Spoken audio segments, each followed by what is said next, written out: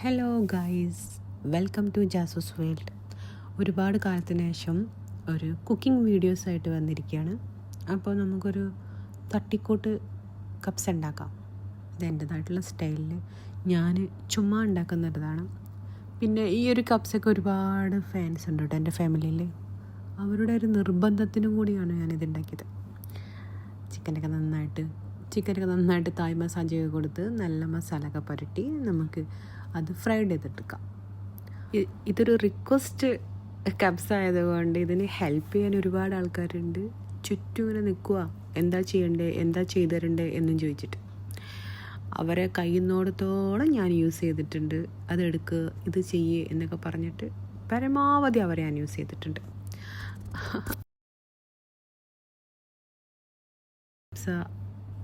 സാധാരണ ഒരു കപ്സയാണ്, സോ സിമ്പിളാണ്. നിങ്ങൾക്ക് ആർക്കും പെട്ടെന്ന് ഉണ്ടാക്കാൻ പറ്റിയൊരു സംഭവമാണിത് കേട്ടോ. ആർക്കും ട്രൈ ചെയ്യാം. അതിന് തക്കാളിയും ഇഞ്ചിയും സവാളയും പച്ചമുളകും നന്നായിട്ട് ബ്ലെൻഡ് ചെയ്തതിന് ശേഷം,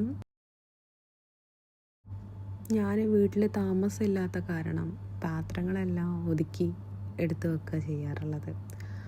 ആ ഒരു ജോലിയും കൂടി ഇവരെ ഏൽപ്പിച്ചിട്ടുണ്ട്. ദിനു അത് നല്ല ഭംഗിയായിട്ട് വീഡിയോ എടുക്കുന്നുണ്ടെന്ന് അറിഞ്ഞപ്പം അതിൻ്റെ വേറെ ഭംഗിയായിട്ട് അവളത് കൈകാര്യം ചെയ്യുന്നുണ്ട്. അവളെ കൊണ്ട് തന്നെ പരമാവധി ഞാനത് കഴിയിപ്പിച്ചിട്ടുണ്ട്. അപ്പോഴും നമ്മുടെ താരം ഇവിടെ കിടന്ന് നന്നായിട്ട് മുരിഞ്ഞിരിക്കുകയാണ്. ഇതിൻ്റെ ഒരു സ്മെല്ലൊക്കെ ഭയങ്കരമാണ് കേട്ടോ. അടുത്ത മുരിക്കാനുള്ളതൊക്കെ വീണ്ടും ചട്ടിയിലോട്ടിട്ട് മുരിപ്പിച്ചെടുക്കാം. അതിന് ശേഷം കഴുകി വെച്ചിരിക്കുന്ന ഈ ചട്ടിയിലെ പാനിൽ നമുക്ക് എണ്ണ ഒഴിച്ചിട്ട്, ഞാൻ വെളിച്ചെണ്ണയാണ് എടുത്തത്, എണ്ണ ഒഴിച്ചിട്ട് ബാക്കി മുരിച്ചതിൻ്റെ വെളിച്ചെണ്ണയും കൂടി അതിൽ ചേർത്ത് അതൊരു ടേസ്റ്റിന് വേണ്ടിയിട്ടാണ് കേട്ടോ. ഇത്തിരി നെയ്യും ചേർത്ത് നന്നായിട്ട് മൂപ്പിക്കുന്നു. ഇതിലോട്ടാണ് നമുക്ക് എരിഞ്ഞു വെച്ചിരിക്കുന്ന നമ്മുടെ വെളുത്തുള്ളി ചേർക്കേണ്ടത്. വെളുത്തുള്ളി ചേർത്ത് ഇത്തിരി കറിവേപ്പിലയും ഞാൻ ഇട്ട് കൊടുക്കുന്നുണ്ട്. പിന്നെ പട്ട ഇട്ട് കൊടുക്കുന്നുണ്ട്, ഏലക്കായ ഇട്ട് കൊടുക്കുന്നുണ്ട്. അങ്ങനെ അത് വറുത്തെടുക്കുന്നു.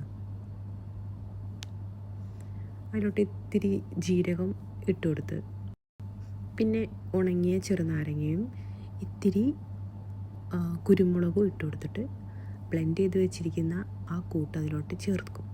എന്നിട്ട് മല്ലിപ്പൊടി, ഞാനൊരു 6 ടീസ്പൂണിൻ്റെ അടുത്തോളം മല്ലിപ്പൊടി എടുത്തിട്ടുണ്ട്. പിന്നെ ഇത്തിരി എരിവ് അധികം ഇല്ലാത്തത് കൊണ്ടാണ് ഞാൻ കാശ്മീരി പൗഡർ ഇട്ടത്. പിന്നെ ഇത്തിരി മഞ്ഞൾപ്പൊടി ഇട്ടു. അതിനുശേഷം നന്നായിട്ട് മിക്സ് ചെയ്ത് അതിങ്ങനെ തിളച്ച് വരട്ടെ. അപ്പോഴാണ് മല്ലിച്ചപ്പും പുതിനയും തൈരും കൂട്ടി നമുക്ക് ബ്ലെൻഡ് ചെയ്തെടുക്കാം. ഓക്കെ, മസാലയുടെ കൂടെ 2 മാഗി ക്യൂബും കൂടി ഇടണം കേട്ടോ, നല്ല കറക്റ്റ് ആവുള്ളൂ. ആ മസാലയും എല്ലാം കൂടി കൂട്ടിയിട്ട് മിക്സ് ചെയ്തിട്ട് ഈ പൊടികളെല്ലാം നമുക്ക് ചേർത്ത് കൊടുക്കാം.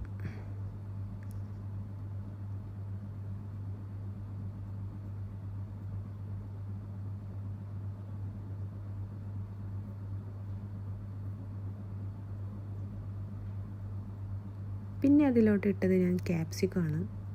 പിന്നെ നമ്മൾ ഫ്രൈഡ് ചെയ്ത് വെച്ചിരിക്കുന്ന ആ ചിക്കൻ അതിലോട്ട് മിക്സ് ചെയ്തിരിക്കും. അപ്പോൾ എന്നിട്ട് നേരത്തെ ഞാൻ വെള്ളത്തിലിട്ട് പൊതിരാൻ വെച്ചതായിരുന്നു ഈ കപ്സയുടെ റൈസ്. അത് നന്നായിട്ട് വൃത്തിയാക്കി കഴുകണം. നന്നായിട്ട് വൃത്തിയാക്കി കഴുകിയതിന് ശേഷം നമുക്ക് ഈ തിളച്ചിരിക്കുന്ന ഈ ചിക്കൻ മസാലയിലോട്ട് അത് വാരിയിടാം.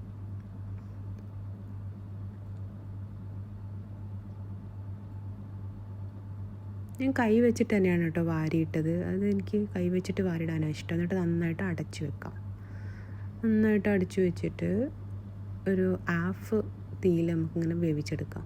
ഇതാ സാധനം വെന്ത കപ്സയാണിത്. ഓക്കെ, അങ്ങനെ കപ്സ റെഡി ആയിട്ടുണ്ട്. നമുക്ക് കപ്സ സെർവ് ചെയ്യാം. അതിന് ഞാനൊരു പാത്രത്തോട്ടിൽ ഒത്തിരി മാറ്റിയിട്ട്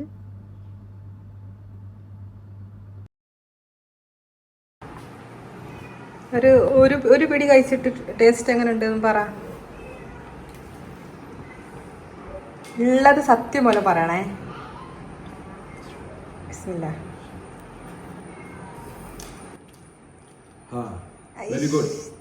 താങ്ക് യു. പിന്നെ എൻ്റെ സെയ്വൂനാണ് കൊടുത്തത്. സെയ്വൂന് കപ്സ, അതുപോലെ മന്തി റൈസ്, ബിരിയാണിയൊക്കെ ഭയങ്കര ഇഷ്ടമാണ്.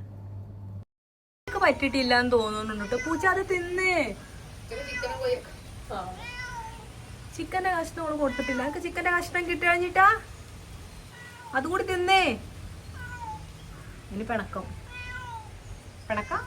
3 നേരം എനിക്കിത് തിന്നണം എന്ന് പറഞ്ഞിട്ടാണ് എന്നെ കൊണ്ട് തിട്ടി ഉണ്ടാക്കിപ്പിച്ചത്. ഉള്ള എക്സ്പ്രഷൻ തന്നെയാണോ അതോ ഇല്ലാത്ത എക്സ്പ്രഷൻ ഉണ്ടാക്കിയിടാണോ എന്ന് എനിക്കറിയില്ല. എന്തായാലും ആൾ നല്ല ആസ്വദിച്ച് കഴിച്ചിട്ടുണ്ട്. അപ്പോൾ ഇത്രയേ ഉള്ളൂ. Thank you.